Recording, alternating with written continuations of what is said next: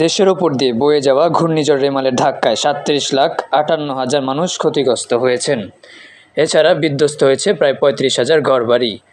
আংশিক ক্ষতিগ্রস্ত হয়েছে ১,১৪,৯০০ ঘরবাড়ি।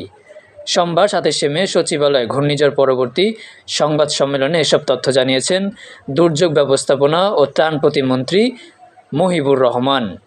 তিনি বলেছেন, ঘূর্ণিঝড় রেমালের কারণে খুলনা, সাতক্ষীরা, পটুয়াখালী জেলাসহ উপকূলীয় ১৯ জেলার ১০৭ উপজেলায় ৯১৪টি ইউনিয়ন ও পৌরসভা ক্ষতিগ্রস্ত হয়েছে।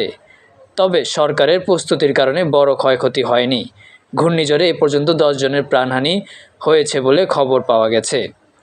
প্রতিমন্ত্রী বলেন, ইতিমধ্যে ক্ষতিগ্রস্তদের সহযোগিতার জন্য ৬,৮৫,০০,০০০ টাকা দেওয়া হয়েছে। এর মধ্যে ১৫টি জেলায় জিআর হিসেবে ৩,৮৫,০০,০০০ নগদ টাকা, ৫,৫০০ মেট্রিক টন চাল ও ৫,০০০ প্যাকেট শুকনো খাবার দেওয়া হয়েছে। এছাড়া শিশু খাদ্য কেনার জন্য ১,৫০,০০,০০০ টাকার সহযোগিতা করা হয়েছে। এসব সহযোগিতা ক্ষতিগ্রস্তদের মোবাইল অ্যাকাউন্টে যাবে। মহিবুর রহমান আরও জানান, ঝুঁকিপূর্ণ এলাকাগুলোতে ৯,৪২৪টি আশ্রয়কেন্দ্র খোলা হয়েছে। এসব আশ্রয়কেন্দ্রে বা স্থায়ী শিক্ষা প্রতিষ্ঠানে ৮ লাখ মানুষ আশ্রয় নিয়েছেন।